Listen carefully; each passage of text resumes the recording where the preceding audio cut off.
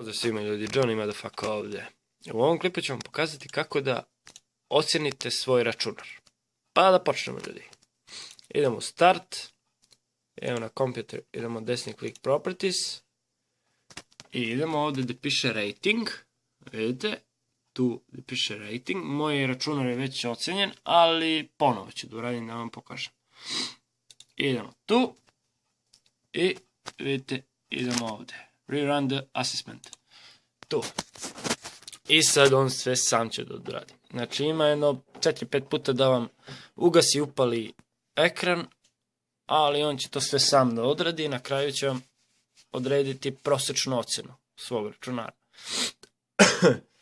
Znači imamo, ocjenit će vam procesor, RAM, grafiku, gaming grafiku i hard disk.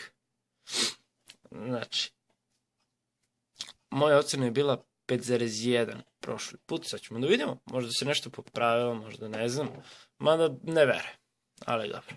Što se tiče specifikacije moga računara, imamo tu procesor Intelov Dual Core na 3 GHz, imamo 2 GB RAM-a, imamo grafičku ATI Radeon 4600 od 1 GB, i imamo hard disk 250 GB SATA. To je to što se tiče mojih specifikacija kompa. Pa da vidimo, evo radi, vrti ga, ocenjuje. I tako. Nadam se da će da vam se svidi ovaj klip. Ako imate neki računar na servisiranju, slobodno me kontaktirajte, rešit ćemo problem. Tako. Lepa slika. Call of Duty Black Ops. Idemo još malo. Znači ovo, mada, kako da vam kažem, ovo jeste ocjenjivanje svog računara, to čisto da vidite kakav je, šta je kako. Ali vidite, znači imate ocjenu od 1 do 7,9. Evo sad pregledava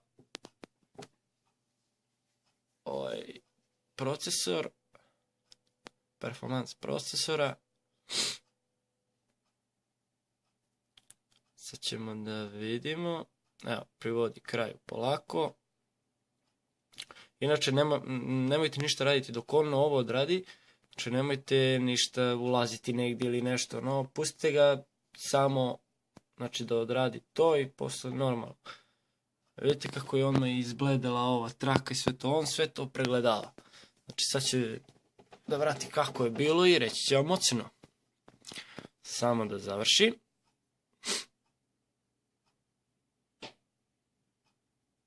Trenutno imam, pošto sam novi na YouTube-u, da kažem da imam trenutno 8 subscribera. Što je za početak meni solidno. Hvala vam na tome puno. I idemo dalje, što da kažem.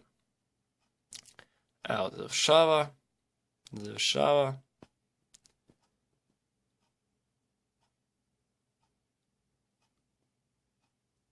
Evo, završava. Još malo.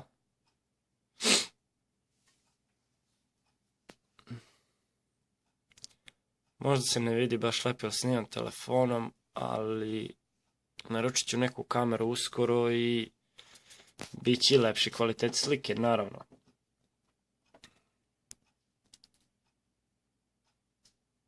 Još malo. Sad provjerava hard disk, performance hard diska.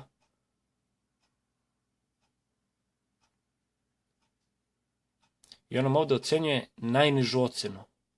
Znači vidite, meni na grafiku je 5,1, tako da evo, za procesor je bila 6,5, evo, Znači sad je 5.0.